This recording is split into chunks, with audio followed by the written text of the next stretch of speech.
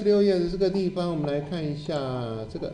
这个没问题了，这个没问题了。然后再来就是这个，这个叫做内滑跟外滑。各位，我们这边在踩这个，我们把它，等一下哈，同学我们把这个地方把它删掉，不要了。然后你也可以这样做，就是把这个序列，然后把它删掉。然后这个序列删掉，基本上这边就没了。然后你重新再拉进来一次，这样也可以。然后这边按反圆线，这样也可以。同学，我们在切割的时候，maybe 你有对好，然后 Ctrl K， 然后接着呢，你到了另外一个地方，然后 Ctrl K， 可是后来觉得不妥，这个位置上可能不妥，所以呢，我们就想要去把它重新的切割跟对齐。那这个时候我们可以看一看这里，这个东西叫做外滑工具。你在这个片段里面，压着不要放，就是压着不要放，左右走。各位看底下，看那底下那两个，上面那两个是原来的，底下那两个是你现在修正的位置。所以我想要从这底下左下角，然后往右走，然后走下来绕一圈，这样绕一圈，这样。OK， 好，那所以这个时候我就可以在这个地方停留，然后松手。那所以当你从这个地方走，它就是在底下，然后这边到这里，然后就结束了。所以从这个地方我们就可以去重新拉它的那个时间，然后从什么地方到什么地方，就看左下跟右下。好，然后这个是看内部，然后这个是看外部，这个内外我觉得怪怪的。好，那这个是看内部，这看外部，所以这个地方在走的时候，这个地方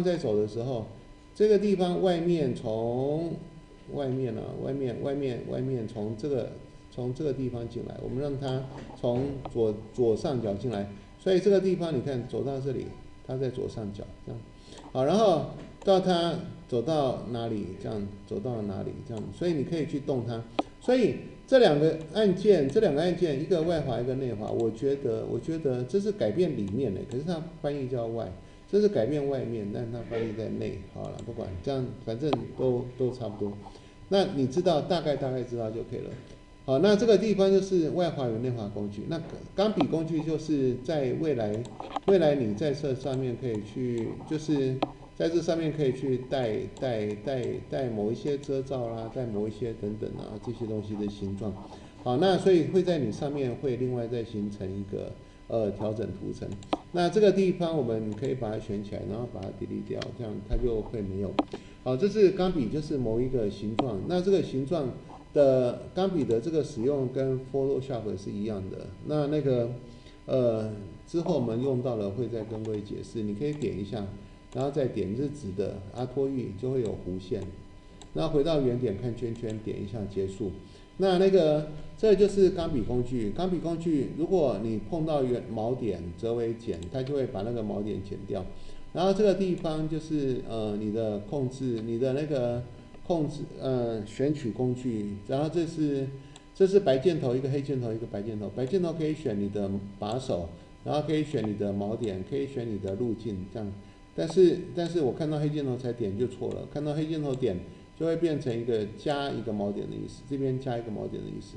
然后这个地方看到减就是删除一个锚点的意思。好，所以这个地方如果你看到钢笔的旁边是一个减号，就是删除锚点的意思。那你看到白箭头就是选那个把手跟选那个锚点的意思。好，所以如果你看到上面没有任何东西，就是你会重新再画一个新的 delete， 可以把它删掉。那这简单的讲是这样啦。不要它的时候可以选这图层，或者选它，用选取工具，然后按 delete， 它就没了。好，这个地方就是你的笔形工具，然后这是直接画一个四方形。那这个直接画四方形，那这个里面可以直接画一个圆。好，这个相当于你刚刚的那个钢笔画的一样。那你把这边直接删掉就没了。那如果你用这个选取工具去选，然后删掉，就是某一个物件删掉。但是如果你把这个图层删掉，就全部都没了。好，这个是形状工具，手型工具可以移动，手型工具在这个地方可以移动。那最后就是一个那个放大镜工具，然后这个地方就是你可以去放大，那这边就是放大显示上面，然后那当然 ALT 就变缩小，就会变缩小。我们现在很少这样用，所以你用 ALT 滚轮，然后单独放得很大之后，单独，然后可以用滚轮这个替代掉这个很多，然后空白键压着就可以播放。好，那这个是文字工具，在上面点一下就可以打字，这是最简单的文字哦，叫做图像轨、图像文字轨、图片文字轨，就是这个。那个最简单的一个字幕的一个做法，可以在这个地方做，然后拖移你的文字的位置，然后显示的时间的长短。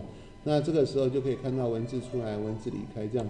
那至于文字怎么修改，那就会在旁边一个视窗里面的其他的修改的方法。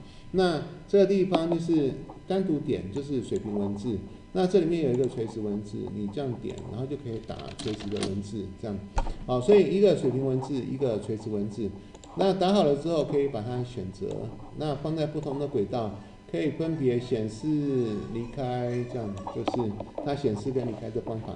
那不要的时候选择它 delete 它，选择它 delete 它，它就没了。好，来各位在讲义的36页这几个工具。